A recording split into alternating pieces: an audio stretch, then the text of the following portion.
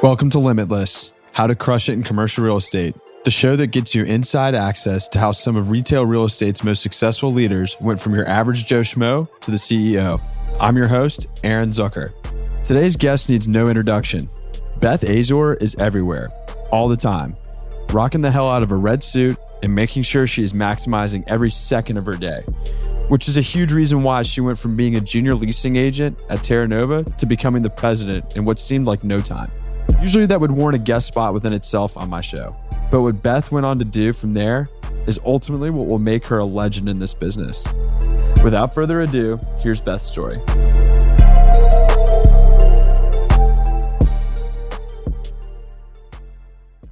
Hey everybody, Aaron Zucker here, the host of Limitless, How to Crush It in Commercial Real Estate. Wanted to take a quick second and thank the guys over at Azor, who are a phenomenal agency that helped me put together this idea of creating this podcast into a reality. They're willing and able to not only put together a podcast, but any other great marketing content that you may need. And I'd highly recommend reaching out to them. The lady who is everywhere, the canvassing queen, the shopping center owner, the leasing agent coach, the incredible mom, like you're literally everywhere all the time. How about a good partner? A phenomenal partner because she doesn't ask any questions after she signs the agreement and sends the check. I can vouch for that. And I have other people give you money too. Yes, you do. How dare I leave that out of the part of the problem? She doesn't really need much of an introduction. It is Beth Azor. Beth, thank you so much for taking the time and joining me. Oh, thank you for having me, Aaron. I love being on podcasts. Well, it shows. You're on them all the time. You're everywhere, as I mentioned before. And that is a byproduct of you committing to being everywhere. So I think a lot of people are inspired by you. And that's from the 19-year-old sophomore in college who's thinking about getting in real estate all the way up to the CEO of a family office or a REIT that is a little bit gun shy on putting themselves out there on social media. I think you inspire such a wide gamut of people in this industry, and hearing your story to getting to where you are today is something that I'm certainly excited to be a part of. And I know that the people listening are as excited as you can be about a podcast to jump out of their seats and listen. Oh my goodness. You're putting a lot of pressure on me, Aaron. That's okay. Luckily, all you have to do is just tell your story. So That being said, let's get right into it. Where are you from? How'd you grow up? Like, what was your upbringing like? So I was born in Milwaukee, Wisconsin. So I'm a cheesehead in 1960. So I'm a ripe old age of 59. I don't look it, right? You don't look a day older than like 39. Yay. And you don't act a day older than 29. Good. I love you. So my dad worked in a brewery. My mom, shocker. Yeah. From Milwaukee. Exactly. My mom was the executive assistant of the owner of the Milwaukee Bucks, and she ran an amusement park. I've known you 8 years. I did not know that. Yeah. So we had season tickets right behind the Milwaukee Bucks bench when Lou Alcindor. Do you know who Lou Alcindor is? Kareem Abdul-Jabbar. Exactly. Well, he was Lou Alcindor when we had season tickets and won the national championship. So I was, 10 years old running around the Milwaukee arena during the playoffs. Wow. So my father's parents had a bar. Think corner bar in a neighborhood. In Milwaukee, in neighborhoods, there were corner bars, like Cheers. I was just going to ask you, was it just like Cheers? Got it. And my grandfather had a stroke, so my dad and mom were brought in to run the bar. We lived upstairs from the bar from probably the age of 4 on. We moved from that bar to another submarket in Milwaukee called Greenfield, where they bought and owned their own bar, so not the hand-me-down of the grandparents. And we lived upstairs from that bar. And from that, I was in 3rd grade. So I was about 8 or 9. And my job every day was to empty the bottle chute. The bottle chute was the recycling of beer bottles and soda bottles that went into the basement and sometimes got broken and cut up. And I got a nickel a bottle, and you put it in the cases that then the beer companies and the soda companies came and took them away and brought you the new replacements. I'm sure those bottles smelled great. Great. Awesome. Sticky, smelly, and sometimes cuts on my hand. You're 8 years old and you started working? Yes. 8 years old, a nickel a bottle. It was great. Good money. That's big money. I went and took the money to the candy store and, got candy. So I was the product of entrepreneurs. And my mom was organized events. So they understood you need to have an experience in the retail setting. So in they 19 in the 60s, your parents understood. 1967 and 1968, 1969. They would do Milwaukee Bucks trips with buses. They would do every Sunday in the summer. We would close the bar, the tavern, and they'd go out to Whitnell Park and have volleyball games and take kegs out there. She understood that you needed to be like a Cheers. They had a bowling league, a pool league. In the bowling league, they'd have Halloween costumes. The pictures and the memories of all of this activity and this membership that she created blows me away today. And I remember Friday nights, their goal was to make $3,000 on Friday and Saturday nights in a bar in 1969. So they were not doing bad, but they had the following. They made the place a membership place to hang out. Which took time to build up. For sure. And absolutely. hard work. Absolutely. Which so reeks coming out of you. And right. I'm going to say huge work ethic. Yeah. So my mom was a workaholic. My dad was the dreamer. Luckily, and my mom was the worrywart and my dad was the dreamer. Now, my dad also was an alcoholic. And at the age of 11, went into rehab and then obviously had to stop being the bartender because, being in that environment when he came out of rehab did not bode well for his health. That makes sense. So he got his real estate license. Okay. And he sat at the kitchen table with a phone book. Aaron, do you know what a phone book is? I do. We used it to prop up stuff when I was a kid. Right. I'm kidding. I do know. I do remember the phone book. So he got hired by ITT and he sold lots in Florida. And he literally sat at the dining room table with the phone book and cold called people and said, do you want to retire and own a lot in Florida for $500 and $10 a month? This was what year? 1970. So it's 1971, 1972. I got to tell you, in hindsight, pretty good pitch because there's a lot of people who would have jumped at the opportunity to do that now. And I think that he did it during winter. He was smart. My dad was smart. And my dad listened to motivational tapes, cassette tapes. It's so funny, Beth, because I'm learning so much about you, even though we've known each other for so long. And when you hear your story and you're hearing about your parents already in the first, call it 7 minutes of this interview, it's really adding up to me very quickly on how you are where you are. So literally cold called. I've watched him. He listened to motivational tapes. And then when I was 14, on what we'd call a junket. So he would fly to Florida with people that he was showing the lots to. And it was over Christmas. And he took my mom and I. And before we came home 2 weeks later, we had bought a house. Okay. So now what year is this? 1974. So I'm 14. So I come home and I'm in a parochial 9th grader in a Catholic school, high school, huge school. And we buy a house. We're going to close on March 15th. This is Christmas to March 15th. They have to sell the bar. We have a cottage in up north Wisconsin. We owned my grandmother's house. We owned 3 lots around the bar for future expansion. They had a lot of real estate to dump. I'm 14, so they're 42. They're both passed away now, but I regret that I never comprehended. Now at 59, I can't comprehend uprooting your life at the age of 42 and moving to a new state and leaving everything behind and having to sell all of that in 90 days. It blows me away when I think about that. I have so many questions, but what did they do with you? I mean, you're a freshman in high school. So I'm a freshman in high school with 600 people in my freshman class, and I'm going to move to Florida and live up near the beach. I was all in. I don't mind change. Right. I'm adaptive. You were always like that. Well, I was like that then. So you were an only child, correct? No, I have a sister who's 9 years older than me. So she was out of the house, married, and I think had a child. Yeah, my niece was born when I was 11. So she was married and had a daughter, and they stayed in Wisconsin for a little bit. They ended up joining us.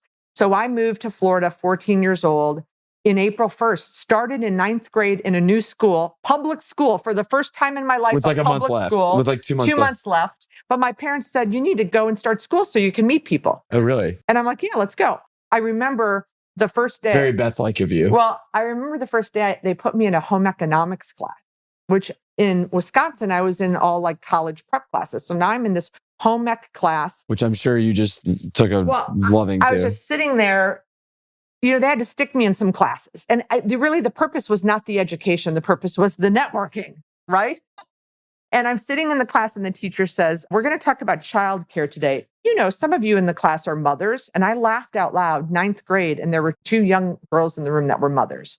And I went home and I told my parents, but the nearest Catholic high school was 20 miles away. We moved to a small town called Flagler Beach. And the population at the time was 4,000. Things have changed a little bit. Exactly. So they had to say, do we want to drive her every day to Father Lopez in Daytona, which is 25 miles away, or should we keep her in this public school where there are young ladies that are mothers? Right. So anyway, I ended up staying at that school and that high school, and it was phenomenal because, as you can imagine, I was a flag girl in the band. Then I became a cheerleader. Then I was the editor of the school newspaper.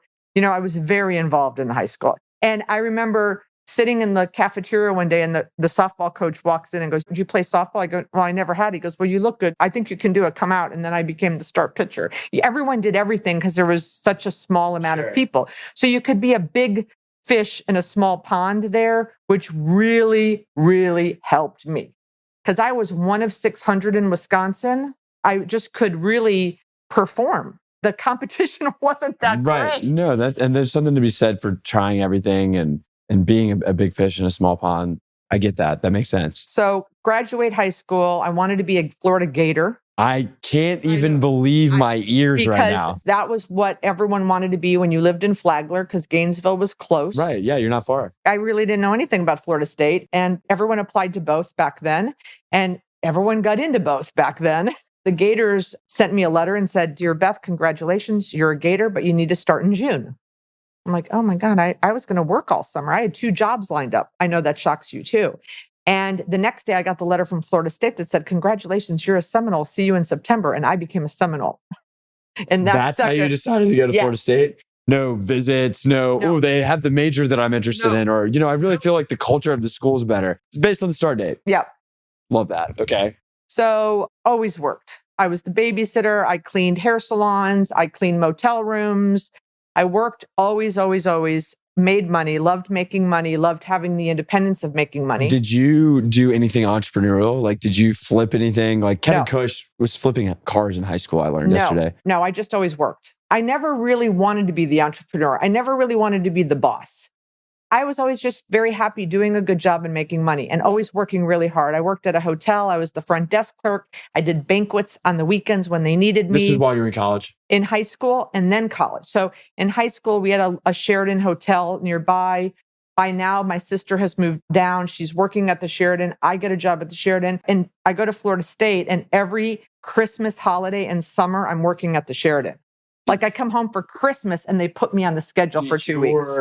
Your parents obviously did okay, at least in Wisconsin. They came down to do real estate. Did they require you to work, or this is just in your DNA? Like you wanted spending money? I wanted spending money. They were not going to give me spending money. And I think there's something to be said for that. And they did buy me my first car. It was $300. Right. It was like a Chevy Dodge Dart or something. Right. I don't know. Which you can barely get one of those on a monthly payment, $300 now. Exactly. Got it. Okay. So went to college, lived in a dorm, year 2, RA in the dorm, loved being the RA in charge. I'm the resident assistant on the floor. Telling everybody what to do. Let's get together and do this. Exactly. I did things. Yeah, I created events all the time. And then my junior year, I joined a sorority. And then I was a little sister at a fraternity, met my future husband, my boyfriend. We're having so much fun at college. We both called our parents and said, if we stayed a 5th year and got a double major, we'd be more valuable, which was all BS because we just wanted to stay in college for the extra year. I did the same thing. I got a graduate school degree to hang back and run the bar. Like I get it. Exactly. So college was great. I was very involved in the sorority and I ran Greek Week the last year I was there for the whole campus. So that's 17 fraternities, 18 sororities. And I and another guy representing the fraternities ran Greek Week. It was an astounding success. And they do things today that we did at that one that they still are doing today. That's pretty cool. So cool. We raised like the most money ever for muscular dystrophy. From that experience, my goal in life was to go run the Olympics. Oh, really? Yeah, I wanted to go run the Olympics. My degree was I started as an English literature degree thinking I was going to do law with a communications minor. But after all of those special events activities, I wanted to go run the Olympics. So I leave Florida State. I become a chapter consultant for my sorority and travel the country for a year. I got offered a job like that out of school. And, you make no money, but you have a lot of fun. And I was all about that. and traveling. And so I did that for a year. And then I joined the Heart Association in Miami because my boyfriend, who I eventually married, lived in Miami. He had already gone and gotten a job down in South Florida. And I got a job at the Heart Association being a special events director. Right. Started making $11,000 a year, Big money. which is today about 30. And I had a roommate and I couldn't make ends meet. So I had my license since I was 18. During college, during summers, I'd work at the hotel at night, but I would sit open houses for my parents during the day. Got it. And I would make no money, but when people would come into the open house, if they ended up selling the house or the condo later, I'd get a small check, which was great. So working at the Heart Association, so I said, okay, I need a weekend job at a real estate, like at some development. So I got a job as a model, sitting open, not a model, but at sitting models at open houses, making $50 a day for $400 extra a month was a good supplement to my $11,000 Heart Association job. Yeah. And that's like a 30% pay raise just on putting in the extra time. But 7 days a week. At 22, when all your friends are out partying every weekend. But so I did that for 2 years straight. And my Heart Association job went from 11 grand to 23 grand in 2 years. Why? Were you promoted? I was promoted. I kept getting raises, I was doing a phenomenal job. And then my last raise, 23,000 in 2 years, my executive director calls me in and she goes, "We love you, but your ambition exceeds us. So you should go do the real estate thing full time and just volunteer for us." Wow. She goes, "I'm the executive director and I make 30. And you ain't having that. I'm like, what a great thing for her to do. Yeah. I mean, you have to be eternally grateful for what she said to you. Absolutely. So the weekend job, I was now making commissions. They really wanted me to come full time. So I said, okay. And they were pressuring me. So it was kind of a perfect timing. So I dropped the Heart. I go work for the real estate gig full time. And I'm sitting in a trailer 5 days a week reading People magazines. And I wanted to shoot myself. And I went to the developer and I said, "We need to do marketing and we need to plan events." And he's like, no. I'm building luxury homes. You just read People magazines and wait for the people to walk in the door. That lasted about 3 months. And one Mother's Day weekend, a young lady walked in the door by the name of Susie Hazy. And Susie Hazy, who currently now works for Kimco, she was a leasing agent and we became pals. She was just helping the developer out because her boss was the son of my developer. She said, "You need to get into commercial real estate." And I said, "Gross, selling land? That's more boring than this." Because no, there's this thing called leasing. And developers build shopping centers with grocery stores. And then we leasing agents put in bagel shops and ice cream stores. And we help people achieve their American dream. And once you do that, you get invited to every wedding, bar mitzvah, baptism. You're part of the family. And I said, sold. How do I get that gig? Put things into context for us. What year is this? Roughly? 1983. And what's the market like? For commercial, I have no idea. But residential was booming. I was selling houses, $350,000 houses. So I'm a big believer that in general, people's success obviously comes from hard work, but there's often times that breaks come from luck. Being a part of South Florida in general, moving there in the 60s, 70s, and being a part of your career in the 80s certainly couldn't have hurt. We're blessed every day I live in South Florida versus Des Moines. Nothing against Des Moines, but... You'd be surprised. Des Moines on fire, but yeah, I understand. But you know what I mean? Like yeah. South Florida, because population cures all ills. Correct. And when you have 1 million people moving to your state every year, how do you not win there? So she says, "You can't come work for my boss because you work for his dad and he'll be ticked off. There's a company in Miami that has a training program called Terra Nova. Oh. And call there and I bet you can get the job." So the next day I called Terra Nova. I go, "I hear you have a training program for leasing agents." They said, "We do." I go, who's in charge of that? And they said, "Donna Abood." I went, "Donna Abood that went to Florida State?" It's like, "Yeah, she went to Florida State." I'm like, "She's my sorority sister." How did you know Donna? She's not your age, is she? She's a year older than me. Oh. So she picks up the phone. She goes, "Beth from Florida State?" I'm like, "Yeah." She goes, "You're hired. Just come meet the boss." And I drove down and I walked into the office, Aaron. It was 800 square feet. There were 11 people. Aaron, I am telling you that every hair on my body stood up. Walking into the front door. You were like a kid in a candy store. And I started in office leasing, but I walked in and something about that office and the industry, I knew nothing about it, but I knew I was in the right place. And obviously I was there 18 years. I helped take the company from 11 people to over 125. So it's 1983. No, now I'm wrong. So I started at Terranova in 86. So 83 is when I joined the Heart Association. Okay. I was there 2 years till 85, mid 85 to 86. I was at the, 6 months at the residential gig. Yep. So I started at Terranova November of 1986. And you walk in and it's like a drug to you. It slaps you in the face instantaneously. And I didn't know, it slapped me in the face and I had no idea what I was even doing. Then what happens? So this story, which is in Don't Say No for the Prospect, is I sit down, they give me the HR paperwork, and Stephen and Donna leave for a meeting.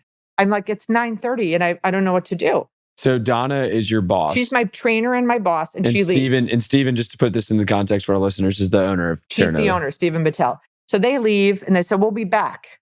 Fill out this HR paperwork, which I do in 10 minutes. Right. So I get out a phone book. I'm sorry. I don't mean to laugh on the podcast. I'm just not surprised at all. And I look up Sir Speedy. You know what Sir Speedy is? No idea. It was like the predecessor of FedEx, Kinko's. Okay. And there were hundreds of them. And there were 1,200 square feet. It was like literally Kinko's, but like Starbucks. They were on every corner. And remember, I am going to be trained to lease office space, but I don't understand what that is. And all I know is commercial real estate, multiple locations. That's all I know because I'm not trained. I'm literally an hour and a half on the job. So I pick up a phone book. I look up Sir Speedy. It's got like 20 locations in the white pages. It says corporate. I call corporate. I go, hi, I'm in commercial real estate. We help people find locations. Are you looking for any locations? And I'm thinking the retail locations, not understanding what they're about to train me to do, office. Right. And he goes, I'm so interesting that you called. I'm looking for a new corporate headquarters. I'm looking for a new corporate office. This is the first phone call you've ever made? Yes, first phone call I've ever made. By the way, for people who are looking to get into the industry, that is not how it works. And he goes, my office is in Davie, Florida, which, I now live in. You know a thing about Davie. Exactly. So, and we're in Miami. I goes, can you come meet with me tomorrow? I'm like, yes, what time? And he goes, 2:00. I'm like, yeah, I'll be there. I didn't know to ask any questions. So Donna and Stephen come back in the office and I go, guess what? We have an appointment tomorrow at 2:00 to show Sir Speedy corporate headquarter office. And they're looking at me like I have 4 heads. And Donna goes, I can't go. I have an appointment. You're going to have to go by yourself. When Stephen's like, yeah, we got a winner here. Yeah, she'll be fine. So she says, just go and ask a lot of questions. Well, it turns out that the corporate headquarters, he was in an executive suite and he wanted an office for him and his assistant. So he wanted to go from 150 square feet to 600. 600. Yeah. But I ended up tenant repping him. Whoa. And got him a location. And this is how interesting life is. The guy, this is my first deal ever. It was probably signed within 3 months. And the guy who we signed a lease with, the landlord, sold me Shops of Arrowhead 20 years later. No way. Who was it? Mark Stelnick. And when Barry Wolf listed Shops of Arrowhead and I said, I'm going to buy Shops of Arrowhead, I had no idea. And then Barry said, so the owner wants to meet with you. He thinks he remembers that you did a deal once a long time ago. And I said, who is it? And he goes, Mark Stelnick. I said, how could you forget? My first deal ever. That is ridiculous. If fate, that's unbelievable. All right. So you sourced a lead within 10 minutes of starting in the business, which is, again, not discounting your ambition and hard work. That's ridiculous. That's also very lucky. Absolutely. And it turns into a deal, which is amazing. Which I made like, $300. But it probably felt like $3 million. Of course. Here's the thing. I didn't realize how big that was. Like Stephen later talks about how like they were freaking sourced a deal out on your first day. Right. And you but I didn't know. I thought this is what we're supposed to do. Could you imagine if Kara walked in and that happened today? Yeah. Exactly. Nuts. Yeah. I was fortunate enough to get a lease signed in my first 7 weeks.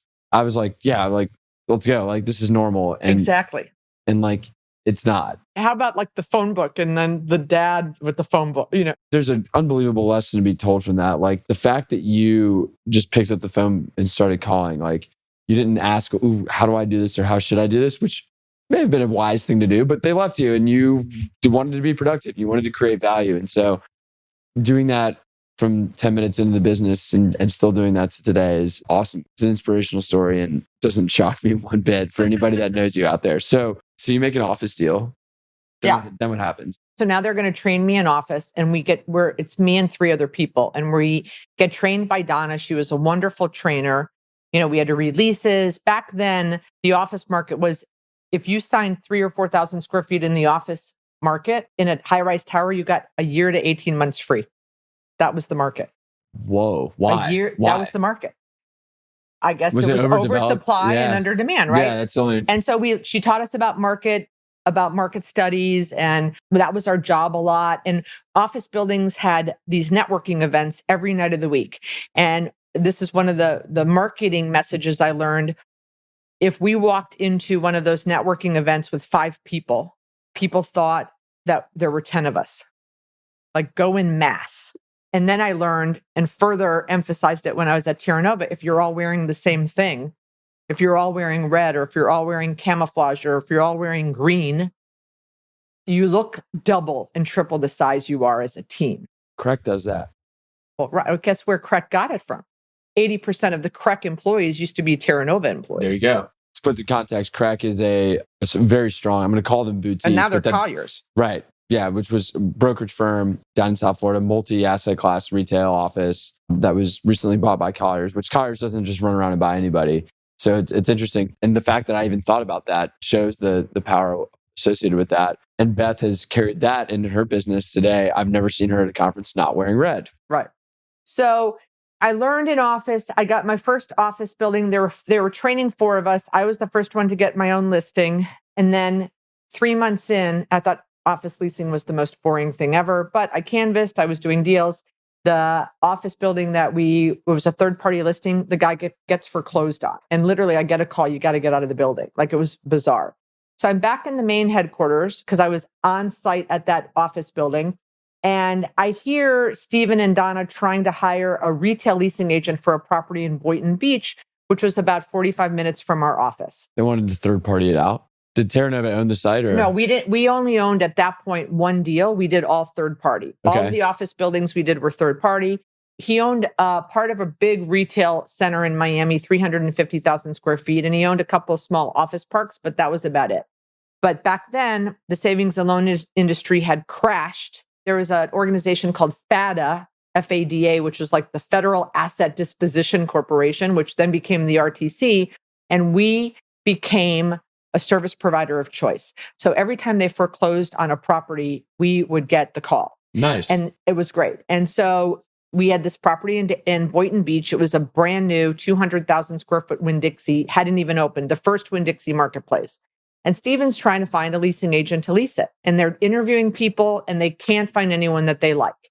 And I'm overhearing them, and I'm back to doing market studies. They want to put me on another office building. And I said, hey, I'll drive to Boynton if you pay me mileage. Teach me how to do retail. And they're like, really? And I'm like, yeah, I lived in North Miami. It's about a 45-minute drive. Just pay me mileage. I would love to learn retail. And that was the rest of the story. About a year later, I had 13 shopping centers I was leasing up in the Palm Beach County area.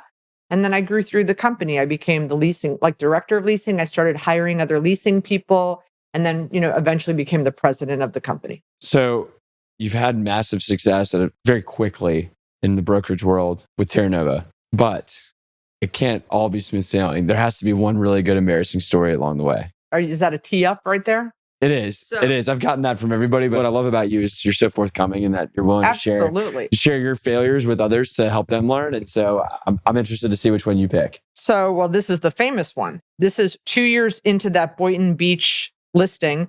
I've got 17 assets, more or less, that I'm leasing up there. And I was leasing a project called Ritchie Plaza. And Ritchie Plaza was about 40,000 square feet, L-shaped strip center that was in Lake Worth. And there was a Sherwin-Williams out parcel that blocked the visibility and exposure for pretty much the entire shopping center. It was completely vacant except for one tenant called the Thirsty Camel, which was a bar. So we have an end cap, and it's great end cap right on Lake Worth Road, lots of visibility and exposure. What type of rent could you get on that thing? I'm just curious. Probably 20. Oh, wow. $20 a foot back then that's big rent. But everything else in the center was like 6. Well, this is the only cap. Yeah, prime end cap.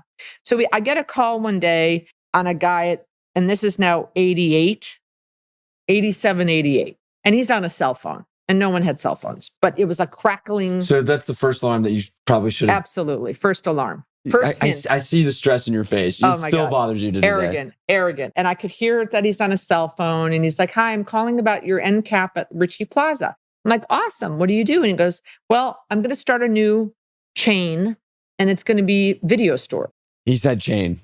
He said, I'm starting a new concept. This is going to be my prototype. I'm going to franchise. Aaron, how many times have you heard that in your career? Many times. Yeah, of course. Okay. So I'm like, okay, sir, I'm sure you are. And I believe I actually said those words. I truly believe my arrogance because I was leasing 17 shopping centers. How mad are you at yourself right now, even telling the story? It is. So I'm like, I'm sure you are, sir, but I have 17 shopping centers. This is the only one that doesn't have a video store.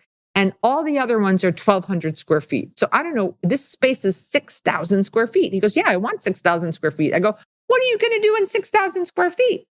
And he goes, no, I'm going to start a video store. And I'm like, okay, well, sir, not here. I said, we have electrical and plumbing stubbed in, and my boss wants it to be a restaurant. So I can't help you. And he goes, well, I really like it. Can I give you my cell phone number? Again, alarm, like this guy's going to give me his cell phone number. Let me give you my name and my number. And if your boss changes his mind, I'd really love to talk to you guys about this end cap. I'm like, okay, sure, whatever. And back then we had prospect sheets. You didn't have a CRM. So I go, what's your name? And I'm writing his name. And he goes, Wayne Huizinga. And Beth, why don't you summarize Wayne Huizinga and what he was up to since then? Exactly. So he ended up becoming the owner of the Miami Dolphins, the Miami Marlins, and the Panthers. And the Florida Panthers, yeah. Florida Panthers. And this is where you have to ask questions, right? Because had I said, sir, what do you do now? He would have said, I'm the CEO of Waste Management. But I didn't ask him that. A little company. Right. And I probably would have given him some benefit of the doubt that he could have maybe pulled off this new. I think you're giving yourself too much credit. I think if you had asked the question, I'm going to call you out, Beth. I think if you had asked the question, you probably would have got up, hung up the phone, drive to his office and said, I would love to help you with your rollout. Exactly, for sure. So, and I was doing tenant rep back then too. I was just starting to do that. So he ended up starting this company called Blockbuster Video. So what was humorous is a year later, so when you did your prospect sheets, you would put them in an expandable file in like this Redwell file that you had months split out. So every month, and you would put your prospect sheets like, okay, well, this isn't a real lead. So I'm going to put it 12 months later. Literally 12 months later, I pull out those prospect sheets and there it says Wayne Huizinga. And I put on the sheet, I wish I had this. I put on the sheet like, 6,000 square foot video store. Look who's laughing now. Yeah, exactly. So to put it in context, Blockbuster Video, for the younger listeners out there, ended up opening thousands of stores across the country. And for those of you who are skeptical, like, well, it didn't work out anyway. They ended up folding, which Blockbuster did, but not when Wayne owned it. Wayne sold it for a gajillion dollars, just like everything he touched. What was funny is about 5 years after that, in the height of Blockbuster, he was the keynote speaker at the Florida ICSC, where I was the chairperson of the ICSC. Wow. And we sat next to each other on the dais. Did he remember? I told him the story. He didn't remember. I told him, I said, so I have a little story. We have a past. Yeah. And I shared the story. And then he just wonderfully got up and shared that story with the 600 people in the room, which is fine because I'm a teacher. Yeah. Everyone was laughing. Got it. So embarrassing stories, we've checked that box here. That one's tough because it could have led to more, but I would argue that the information and what you were able to learn from it was probably invaluable. You could define it at 4% of tenant rep fees across a few hundred stores across Florida, but we won't do that. We won't go there. Yeah. We won't make it that hard on you. So you're doing great at Terra Nova. Certainly you had mentors along the way. Oh, for sure. Well, Stephen Battelle, my boss, my partner, I would not be here today without him. He was gender blind. There was no glass ceiling. Anything I wanted to try or do, he was a proponent. And what do you need to do to learn how to do it? Either I'll teach you, I'll send you to a class. It was always a learning environment. He always kept an open mind. He was brilliant, the most brilliant person I've ever worked with. So I've had the opportunity to get to know Stephen through you, and he's got the it factor. He's a dynamic guy. And for you to have direct exposure to him back when Terra Nova was a little shop, I'm sure has played an insurmountable amount of credit toward contribution to my future and my career. Success. Yeah. Who were your other mentors? Did you have any other mentors? Donna Abood was a great trainer. and she was a woman rock star in the industry. She left very soon after, probably within 2 years after I was at Terra Nova, to start her own boutique firm. And I got to watch that and watch her grow. And I'm always a learner. So the guys that wrote Chicken Soup for the Soul, I'm a big reader. So a lot of my mentors are people that I see that have been successful out, Vince Lombardi, Green Bay Packer fan.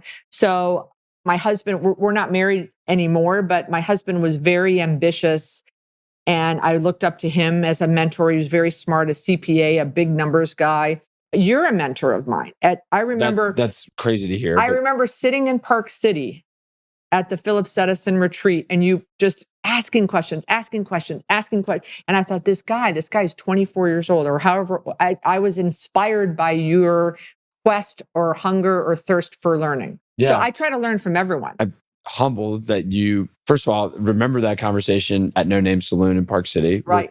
Where if you're ever out there, Fred Reynolds is like the mayor of that place. That's who you need to know, Phillips Edison.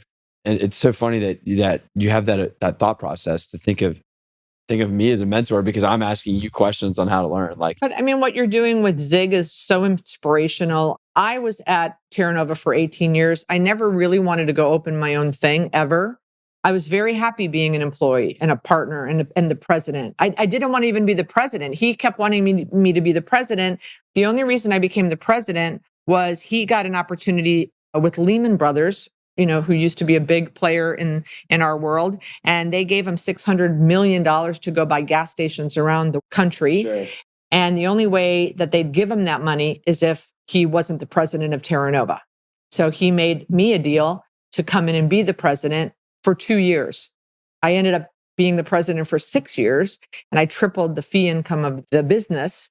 But I was never wanted to be the president, never wanted to go on my own. Very happy being the worker bee. So let's talk about that because a lot of people that are listening to this don't necessarily want to go out on their own. And I think part of the value in this conversation is understanding how you became the president of Terra Nova, because I think that that's a goal that's more real for a lot of the listeners than maybe going out on your own like you've since done. So tell me a little bit more about how you went from being a leasing agent to a leasing director. Was it through production? It was through production and ideas. So I was that second year leasing agent working on C&D assets like Ritchie Plaza with the Thirsty Camel. I used to look around and I would say to Steven, I want to lease a public center. This stuff's crap. But I leased it great. So I leased the crap great. If you can lease the bad stuff, and I always tell rookie agents that call me that are frustrated, I'm getting the bad stuff of the portfolio. Hey, if you can lease the bad stuff, you'll get to the good stuff quicker. Correct. David Roth, the byproduct of that. Right. Totally. So I did the bad stuff good. I didn't complain, but I did say, how do we get the good stuff? How does the RTC give us the good stuff? Well, the good stuff's not getting foreclosed on. So he said, go find the stuff you want to lease, see who's leasing it, see who owns it, and then come back to me and we'll go pitch it. So I started doing that. So I started being the biz dev of new listings. You just started doing it. It wasn't like a role within Terra Nova that you wanted or... No, and there was no role. And I didn't say, pay me first and then I'll do it. Right. Which is a lot of people say, well, sure, you promote me and then I'll do it. Right. That was never in my DNA. Great lesson to be had there. Yeah. So I just went and did it. And then because all of a sudden now we have 5 new public centers we're leasing and managing. And the fee income is, he's like, oh, she's pretty good at that. So that's probably when I got promoted to leasing director and what then VP of leasing. I have no idea. You have an idea. Come on, give me Well, I became the president in 97. So it was somewhere between 90 and 95 that I had multiple promotions. Got it. So, and then I started hiring. And then what happened is I would hire people from competitive companies and they'd come into our company and never make it. We could not cross lateral hire because we had a really strong work ethic mentality and culture. We went to an ICSC, you had to be at the booth at 7:30 and you had to be wearing the costume of the week, whether that's camouflage or we wore garbage man suit. We did all kinds of crazy marketing things. to get attention. We had big business cards that said, this would not work today. Size matters. Yeah, that's politically incorrect. And the cards were double the size of typical business cards. And we had people walking around the ICSC, stilt walkers, handing out our size matters, whatever thing we were handing out. I mean, to get attention. And I was kind of the marketing person behind that. And people didn't like it. But, again, just get our name spelled right. So the more that people knew us, the more they'd interview us. And we would go into a pitch and we would win every third-party management and leasing pitch. We had almost no competition. But I couldn't hire because we were crazy. People thought you expect too much from your agents, you make them work too hard. We had a curfew rule at ICSC, 11 o'clock. Like I didn't do bed checks, but we were very strict. So because I couldn't hire someone from CB to come do that, they're like, screw that. I had to hire and train. So I started hiring kids like you out of college who I thought had a good work ethic, who we paid double, but for the kids who liked the money and who would go with us on the culture and see how successful we were, that's how I grew my training. Who were some of those people? Oh, so Hugh Chen, sure, Mindy McElroy, who now runs Terra Nova, Erica DeRoche, Laura Lynch, Alan Eskenazi. Sure. Alan Eskenazi, when he came to us, he was the Perfumania fixture guy for outlet malls. Alan is a heavy hitter for those who don't know him. He reps Target, Kohl's, and Lowe's. Yeah, he does okay. Yeah, he does okay, to say the least. Steve Hennenfeld. Wow. So you were producing a factory. I was producing a factory, but what happened was I'd burn them out. And then my competitors who didn't spend the time and money training could offer a $10,000 bonus and I would lose them. So then I had to start working on the culture and kind of relaxing the culture. Right. But when we were in that heyday of growing and working and, we exploded. We went from 11 people to 100 people quickly. And I was part of that. The cool part about your story is you just started doing that stuff and the titles came after. Right. You said, how did I get to be the president? Well, you did the work at the president and then they just said, exactly. Oh, Beth, you're the president. Exactly. By the way. I said, I got the listings. I created a culture. I created a marketing. I wasn't the head of marketing. I just said, we got to market ourselves. I started training people. And that was my job. I had to lease properties. I tenant repped. I trained people. And then I said, I'm going to start selling shopping centers. He goes, okay. And so I sold a couple shopping centers. Whoa, I didn't know that. Investment sales. I didn't know that. So we had 2 properties in Weston for Principal Mutual Life. We had taken the NOI from, 500,000 to 900,000. Yeah. And they want to go hire some investment sale guy. And I'm like, BS. I just created all that value. You need to hire us. But we didn't do that. And I said, I promise you, I will get you the best price. I said, I'll beat a 9 cap, which was not heard of back then. And that's 1996. I said, I'll get you a 9 cap. Just to kind of put it in context, interest rates were substantially higher than they were now, which is probably what drove. And I was reading the Shopping Centers Today magazine and saw that American Realty advisors in California had paid an 8.35 cap. I probably have my cap rates wrong, but whatever, they were paying lower cap rates in California. I called American Realty and said, you should come invest in Florida. I think my numbers are wrong. I think people were selling public centers in the 7.5 cap rate. And I said, I'm going to get it with a 6 in front of it. And I didn't even really understand cap rates. And I did. I sold Weston Lakes Plaza for a 6.95 cap. I had never sold a shopping center. I didn't even know what cap rates were. But I knew the value I created. I knew the story I could tell. And I researched who's paying a lot for shopping centers. Yeah. And brought them down and we sold it to them. Wow. And in Phoenix at the annual Principal Mutual Life retreat, I got the cap rate schmap rate award because I'm there with like Mark Gilbert. I had no idea what I was doing, but we got big, huge payday. It's funny how hard work can pay off, even if you don't know what you're up to. It's all about hard work. Yeah. My whole career is about hard work. Which is a perfect segue. Like, you've had some embarrassing stories along the way, like the Blockbuster thing, but all that being said, you committed to your craft. You were reading when other people were sleeping or partying. You were thinking of ideas to grow and expand the business, and you worked your way up. What advice would you give to people other than just putting in the hard work? Clearly, that's how you got to where you are. And I'll be honest with you. We have hammered home that theme with the other guests that I've had. Hard work, hard work, hard work. What other advice do you have for somebody who's either trying to break into the business or somebody who's just a couple of years in that wants to become the president of a company like you were able to do at Terra Nova? Well, today, social media is huge. So, Tim Butterfield, Sure. right? Phillips Edison. He was 6 months in the business and he goes, well, social media, like I have nothing to talk about. I'm brand new in the business. I said, what do you like to do? What are your passions? He said, well, I like to read. I said, great. Start posting on LinkedIn Tuesdays with Tim and, talk about a book you're reading. But you have to get attention. So if you're new in the business, you may not be with the company you're with a year from now, 2 years from now. You need to get known. You need to attend conferences. You need to cold call and meet people you don't know, meet people and have those people introduce you to other people because you've had a few jobs. Did those jobs come from people you knew who introduced you to those jobs? Or did those jobs come from you applied through an online job source recruiter? I think they all came from people you knew. Yeah. Well, the PEB job I landed, DLC and Pico came through the same person, actually, Stuart Miller, who I'm forever grateful for. And then the PEB job came from me calling David Pauline. So I knew David. David is a transactional executive search guy. So I guess it came through a recruiter in the application process, but it took me knowing David and having a relationship with David. I don't look at David as somebody that I just picked up the phone and cold called. Like we had a relationship prior to. Yeah. And then when PEB was interviewing you, you know who they called. They called you? Yeah. I didn't know that. Oh, yeah. They called me. They go, do you know this guy, Aaron Zucker? And I said, he's in the top 5 of leasing agents in the country.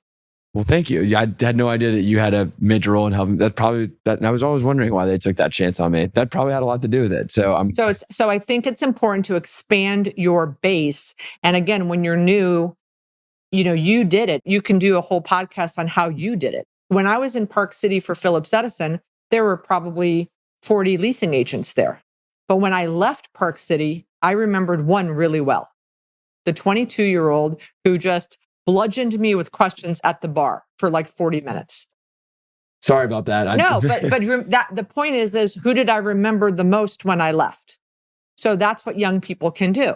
And also I think young people can ask, they can go up to someone. What we used to do at Terra Nova is we'd have a business card collection contest at ICSCs. And we'd give awards to whoever got the best card, like the head of real estate for Publix. And like, well, what do we talk about? I said, just ask them advice. Just say, what's one piece of advice you could give me? I'm 22. I just started in the business. That is great advice, is to leverage the advice platform. The rookie, like, hey, I'm new. Like, pull that lever. People love to help people. Exactly. They love to help people. And most young people think the vets don't want to know anything from you, but they will help you. Right. And then what's really important is to follow back around and go, hey, you gave me that advice. This is how I used it. Because no one does that. No one follows back with the vet and says, thank you. I met you at the ICSC at Nexus. You told me about this. I tried it. It worked. Thank you so much. The rookie that does that will exceed. And that is not, you don't have to be born a certain way. Like that is just purely just executing and just taking the advice. Like this business is not overly complicated. It's not. And the secret sauce is put out there on how to do it. And those people just choose not to follow it. They don't execute. Right. If you're just willing and able to put in the work and execute, it's amazing what can happen. And I think that's incredibly valuable advice that you're giving out to people. So I appreciate that. So you became president of Terra Nova, but you didn't want that role. No. What did you want out of your career then? I was just happy making a lot of money and having a good time. Got it. And I liked what I was doing. Got it. I hated tenant rep. I was running around with Home Goods for 2 years in South Florida. 2 years, lots of lunches, lots of dinners, lots of breakfast, lots of gas, and just lots of time. In back then, again, we didn't have iPads. So we had 3-ring binders. I had 18 LOIs out. And Don Smith calls from TJ Maxx and said, I hate to tell you this, but we're not coming to South Florida. And that was the last tenant rep I ever did. I said, that's it. And I did LA Fitness. I was hired to represent LA Fitness in South Florida, did it for 3 years, did 3 deals. Back then, gyms were not welcome in any shopping center. 3 deals, 3 years. And I said, life's too short. And they were nice and they wanted to do deals, but it was just too hard, too slow. And I remember calling Jim Petrarca at the shopping center group and saying, or I called my friend Ann Featherston and said, I'm going to give up this LA Fitness account. Who maybe one of your younger guys want to take it. And now I think Jim's done about 100 deals. Right. Yeah. I was going to say, you gave away some money on I'm that. still waiting for a thank you note on that. After I sold those 2 shopping centers for principal, I didn't do that anymore. The whole idea of putting those big books together, not interested. So I tasted and tried a lot of things, but I really love leasing and I love teaching. So you basically just did what you loved, and the results came that you may or may not have wanted, but it turns out that you were destined to do that stuff, like becoming president of Terra Nova. So you're running Terra Nova. You have some things change at home. You have these wonderful children. Yes. So Alex and Mario. The year before he wanted me to be the president, I said, I'm going to take a year off and just go be a leasing agent. And I was the executive vice president. And he had been pushing me to be the president. I said, I can't be the president. I'd like to have a child. And the reason I'm not having a child, I think, is because of the stress. And I wasn't going to go through in vitro or anything. My husband and I were like, if God gives us a child, great. And if he doesn't, no problem. So I literally left the executive vice president position. I went out to Pompano Beach where we had a property and I was the on-site leasing agent for 9 months. And I gave up supervision of the leasing team. We had just bought a new house. I spent more time decorating the house. I leased one deal. And there was 3 anchor deals to be done. So I worked on the 3 anchor deals. And after 9 months, we didn't get pregnant.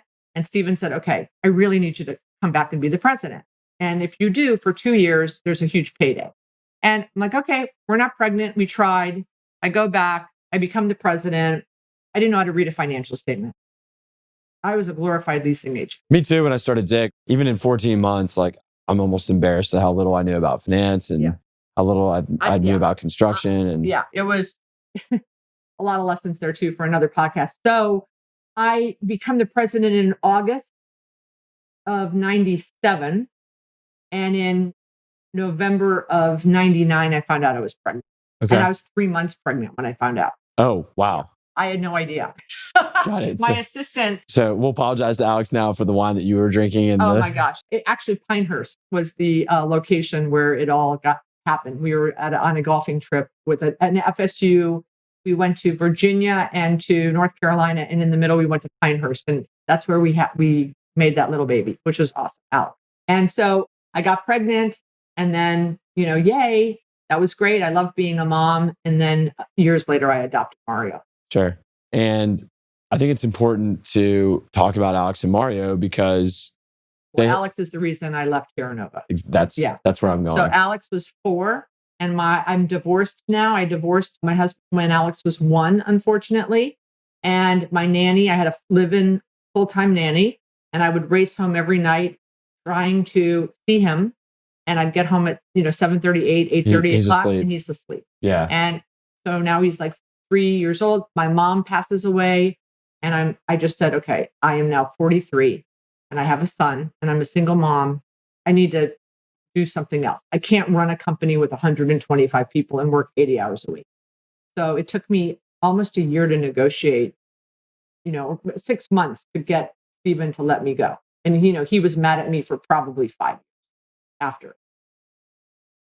I have chills thinking about, because I know how much you love working and how much you probably loved being at Terra Nova.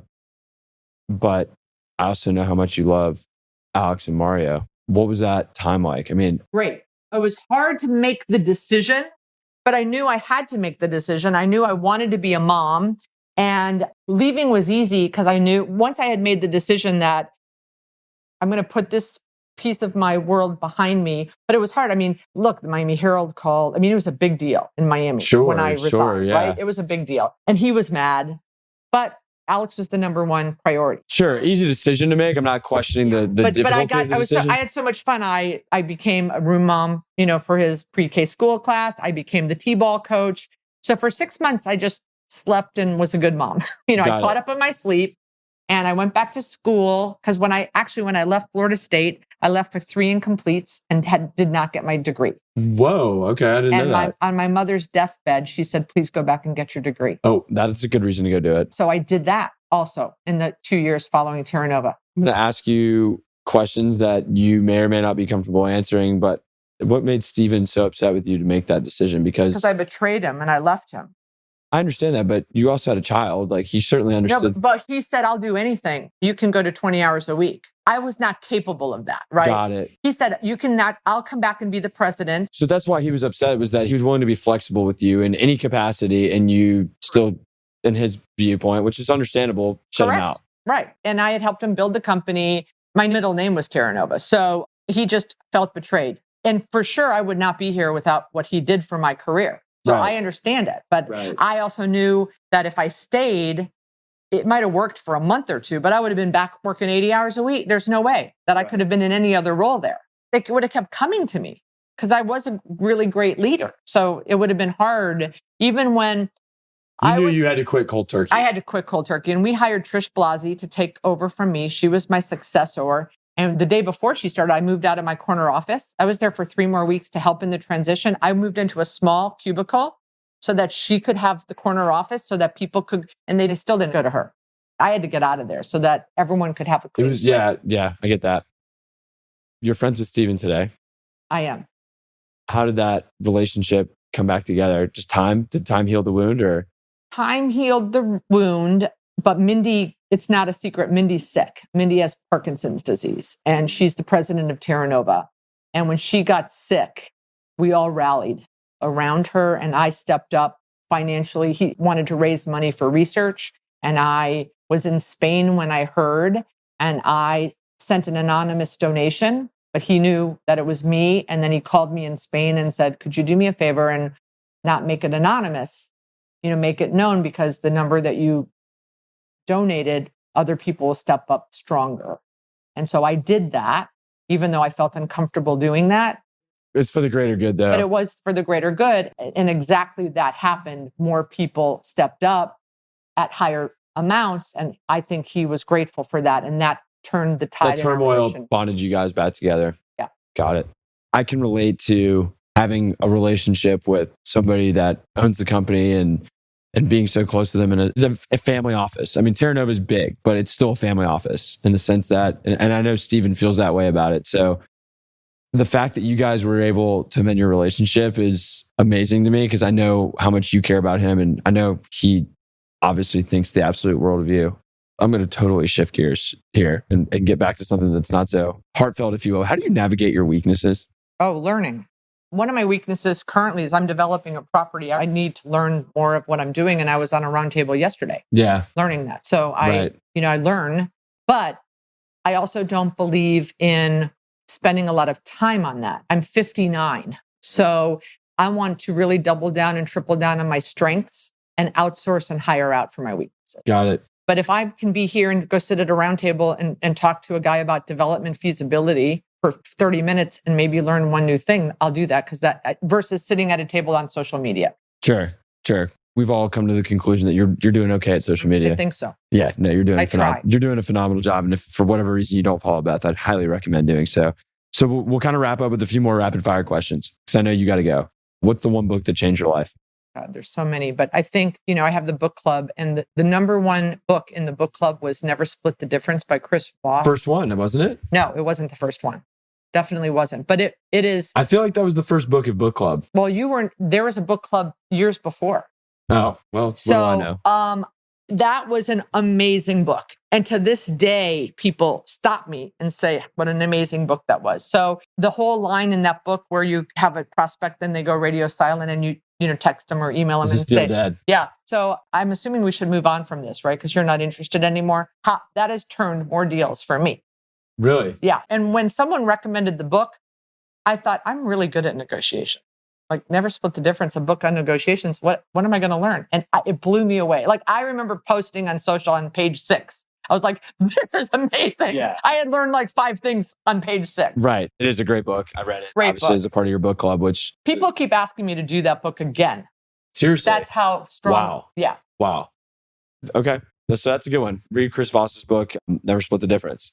This question is one that I've gotten some interesting answers on, and I'm certainly excited to get yours. So at some point, you are not going to be in real estate anymore, whether if it's through your choice to not be in the business anymore, or, I mean, we are unfortunately inevitably all going to die at some point.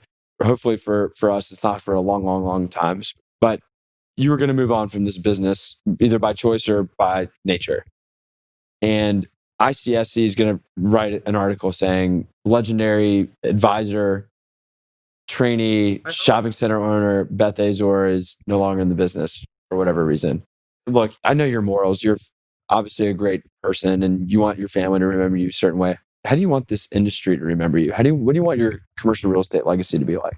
My mission in life is 3 words: impact people positively. That's my mission. Okay. So I would like the people of ICSC to think that I did that. That I impact people positively. That's all. I can tell you with full confidence that if you decided to go move to Hawaii tomorrow, people would be upset only because they wouldn't get the opportunity to listen to you and hear your messages and hear your gospel. And you've already done so much of that already and embodied that. And with that being said, I'm so honored that you took the time to talk to me. Well, thanks for having me. No, it's been an absolute pleasure having you. And I think that everybody out there that's listening has certainly appreciated your insight, your vulnerability, how honest you are, how approachable you are. I would highly encourage you, again, to follow Beth on social media, say hello to her at a conference. She's super approachable, byproduct of that.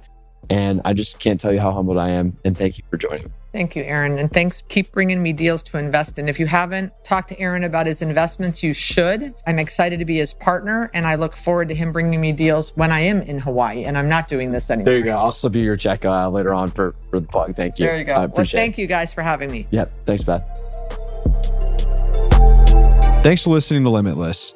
If you like what you heard, it would mean the absolute world to me if you took a little bit of your time to subscribe. If not, perhaps even leaving a review, good, bad, or indifferent. And please feel free to reach out to me directly on my LinkedIn page or on our website, zuckerinvestmentgroup.com.